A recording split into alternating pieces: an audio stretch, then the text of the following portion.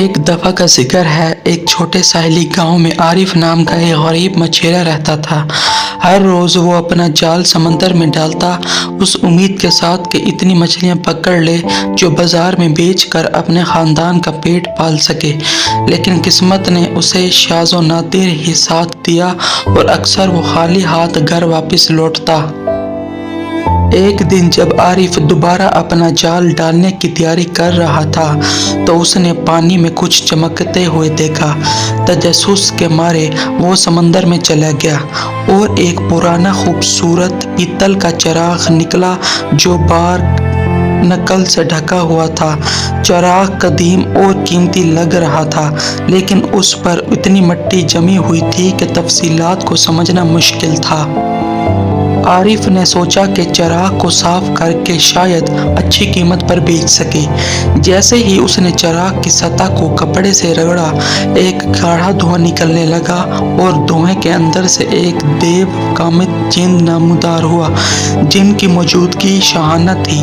اس کی آنکھیں چمک رہی تھیں اور اس کی آواز گہری اور گونج دار تھی۔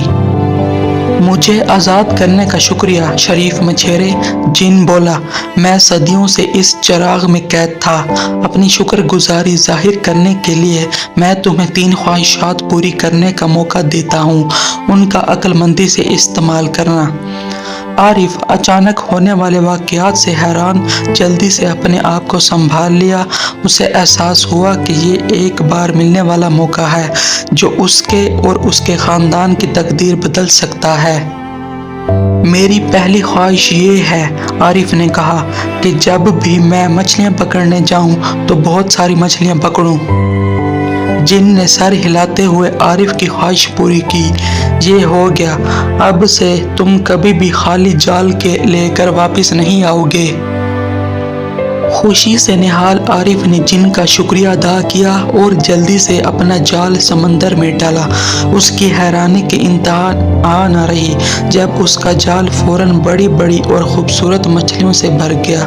وہ اتنی مچھلیاں لے کر واپس آیا کہ اپنے خاندان کو ہفتوں تک پال سکے۔ اپنی نئی دولت کے ساتھ عارف کی زندگی میں نمایاں بہتری آئی۔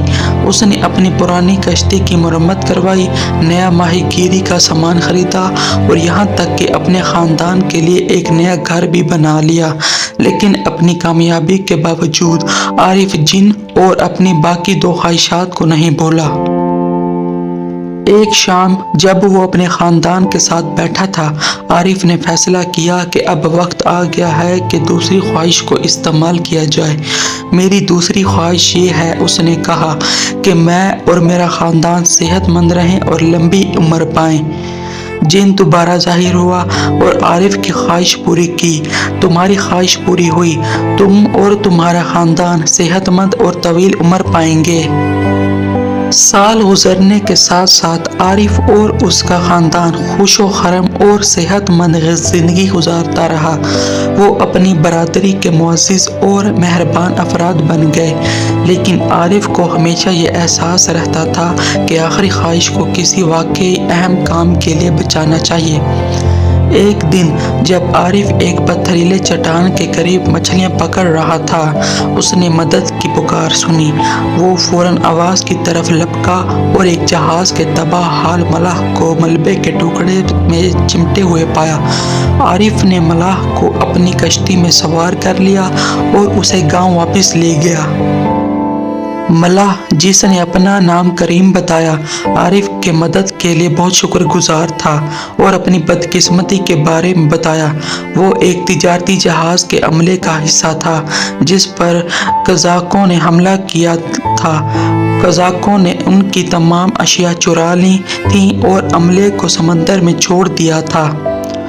کریم کی حالت سے متاثر ہو کر عارف نے اپنی آخری خواہش کا استعمال صرف کریم کی مدد کے لیے نہیں بلکہ اپنے پورے گاؤں کے لیے کرنے کا فیصلہ کیا۔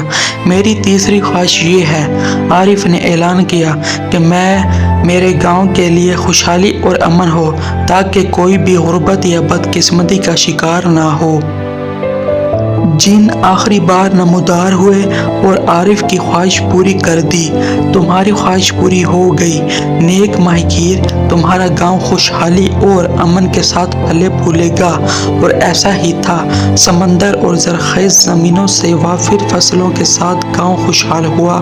لوگ خوف و ہراس سے پاک ہم آہنگی سے رہتے تھے۔ عارف کی بے لوثی اور اپنی خواہشات کو بروئے کار لانے میں دانشمندی نے اس کی برادری کو لازوال خوشی دی۔ عارف نے اپنے دن اطمینان سے گزارے، یہ جانتے ہوئے کہ اس نے دریا فرق کیا ہے۔ ماہی گیر اور جن کا افسانہ نسل در نسل منتقل ہوا، سخاوت، حکمت اور بے لوث خواہشات کی جادوئی طاقت کی کہانی ہے۔